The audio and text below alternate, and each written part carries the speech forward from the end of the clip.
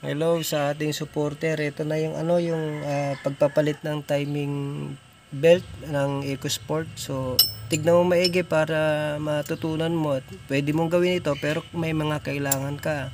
Kailangan mo ng tinatawag na timing tools, no?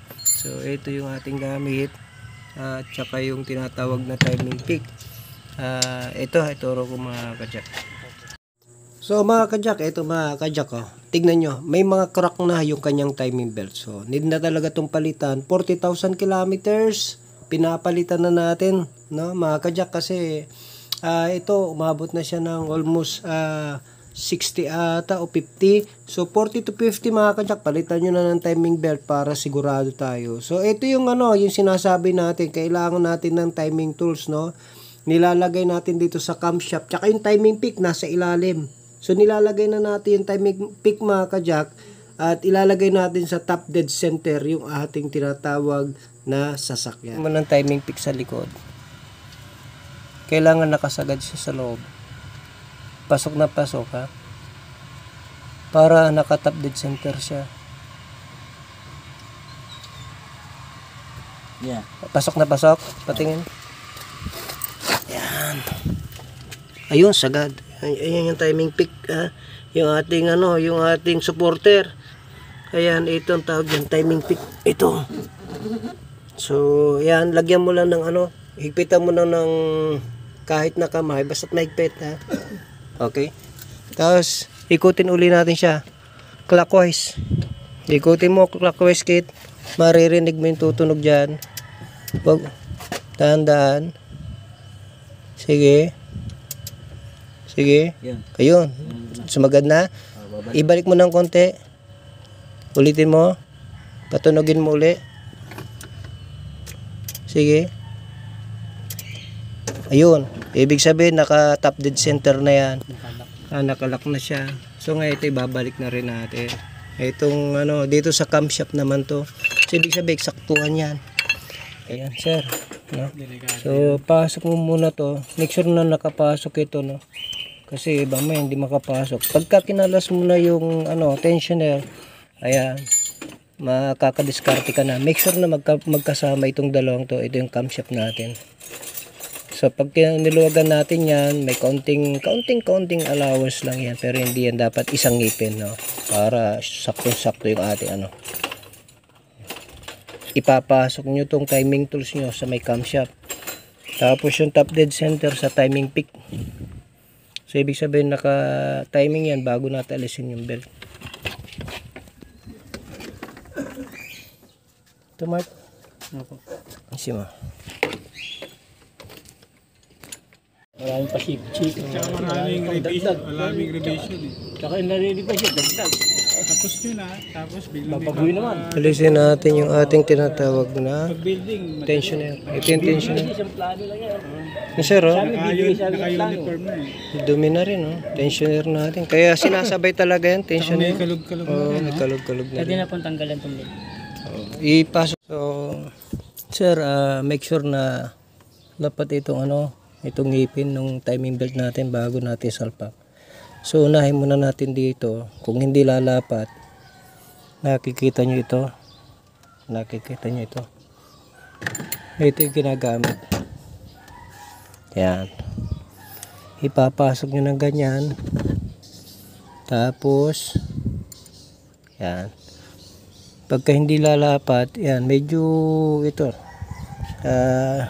pag clockwise o counterclockwise, tignan nyo para lang pumasok itong mga ngipin ng timing belt. Hindi pwedeng may nakanganga dyan. So tignan natin, lapat na lapat sila lahat. And then lagay nyo yung tensioner. Yung tensioner natin pang luwagan nyo muna para may salpa, kasi minsan masikip tong timing belt. So mga jack, sa pagsalpak naman, yan yung tinuturo kong yan. Alisin nyo yan, no? At ilapat nyo yung tinatawag na timing belt mga kajak, ilapat nyo dun sa may gear nya. Make sure na lapat din. Tapos medyo kaunting hila lang pababa para pumasok uli siya dun sa sigunyal o dun sa pasukan ng tinatawag na crankshaft pulley. So make sure na lapat lahat mga kajak, pati tignan nyo itong tinatawag na timing tools natin, no? Eksakto mga kajak. Ibig sabihin naka-timing na yan. No?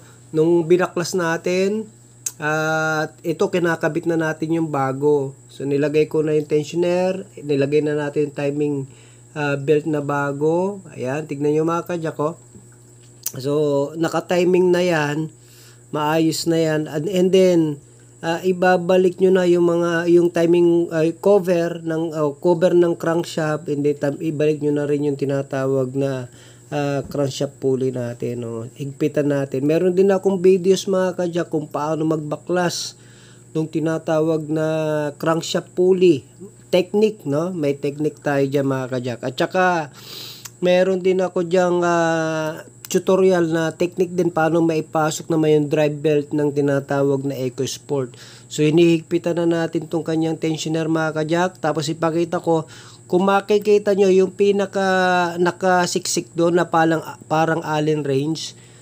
Hihilain nyo yung mga kajak. Pag nahigpitan nyo na yung tinatawag na tensioner natin, hihilain nyo yan para magkaroon ng tension. So tamang higpit lang para hindi mapersa, no? Higpitan natin na maayos yung ating tinatawag na tensioner.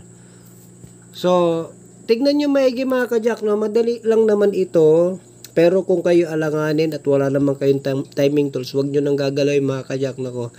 Mahihirapan, no? Magkakaroon ng coloration o magkakaroon ng maling timing ang ating sasakyan. Baka magkaroon ng tunog o kaya lalo masira, no? Meron dumating, may pumunta dito sa atin, no?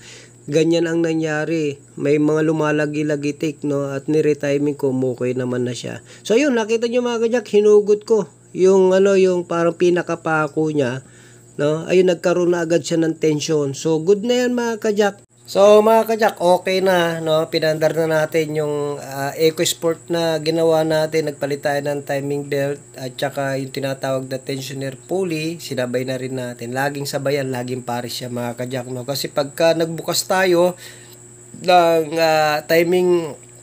timing cover, syempre nandoon yung timing belt natin, sinasabay na natin yung, kasi pagka uminga yung ating tensioner, nako, magbubukas ulit tayo, magbabaklas ulit na napakarami. So ganoon lang mga kajak, no?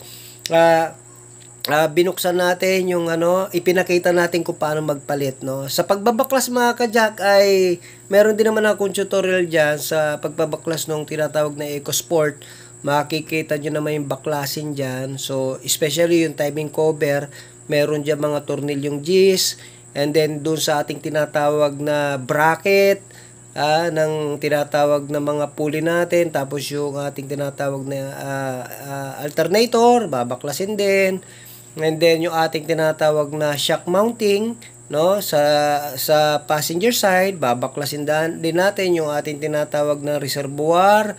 So, yun ang mga babaklasin lang natin mga kajak. And then, makikita nyo na yan, mababaklas yun na. And then, meron tayong mga tutorial naman na iba dyan. Paano naman magkalas nung tinatawag na crankshaft. No? So, hindi basta-basta kasi mga kajak. Napakahirap. Yung tanggalin yung nut nun. Kaya meron tayo dong technique na ginagawa. So, anyway mga kajak, sana naibigan nyo. At saka shout out dun sa nagsabi kung paano mag-timing, paano mag-alis ng ating tinatawag na timing belt. Pero, make sure na meron kang timing tools, ha. Shout out sa'yo dyan, Sir Nick. Make sure na meron tayong timing tools para magawa natin ito.